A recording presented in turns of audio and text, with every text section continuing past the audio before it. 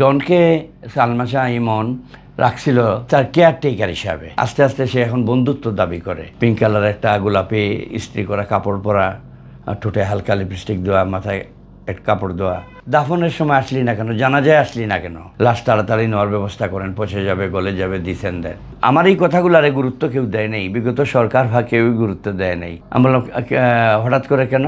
বলে মামা আমি অনেক বড় ডিসিশন নিয়েছি, আমি ডিভোর্স পেপারে সাইন করে আমি প্লেনে উঠে আসবো, তোমার সাথে 1 সপ্তাহ থাকবো, একটু রিল্যাক্স করবো। আমি আচ্ছা ঠিক আছে আয়। পরের দিন সকালবেলা আমি উঠে বলছি তারা এইটা রান্নাবান্না করে ইমন আসতেছে। এখন 11টা, 11:30, 12টা, 12:30, 1:45 বাজে, তার খোঁজ নাই। আমি মসজিদে গেছি, বলে গেছি যে ইমন আসলে মসজিদে পাঠায় দিও জুম্মার নামাজে। ওইখানেই আমি খবর পাইছি। পাওয়ার পরে আমি আসলাম বাসায়, অনেক বহু লোকজন আসলো, প্লেনের টিকিট কাটা হইল, ঢাকায় গেলাম।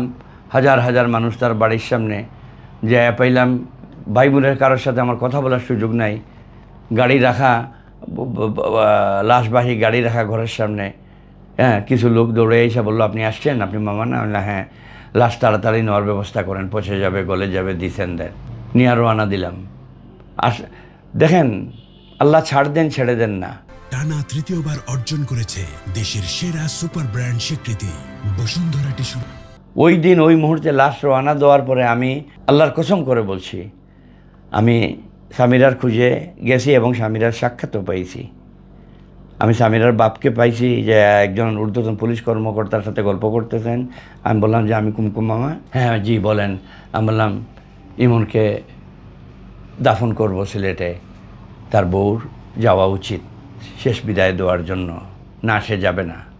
আর না, আমার কর্তব্য, আমার বলার, মামা হিসেবে বলার যেটা আমি বলবো। ও কই, ওরে আমি জিজ্ঞেস করি। পাশের রুমে গেলাম, অনেক মহিলার মাঝখানে সেও বসা। হ্যাঁ, পিঙ্ক কালার একটা গোলাপি ইস্ত্রি করা কাপড় পরা, ঠোঁটে হালকা লিপস্টিক দেওয়া, মাথায় এক কাপড় দেওয়া। হ্যাঁ মামা আসছেন? আমি বললাম হ্যাঁ আমি আসছি।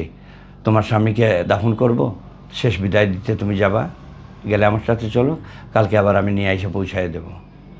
ও সে কিছু বলার আগে পাশে যেসব মহিলা ছিল, না সে যাবে না। বাস আমি চলে আসলাম। আসে নাই। প্লাস ডন, আসলে ডনকে সালমা শাহ ইমন রাখছিল তার তার তার কেয়ারটেকার হিসাবে।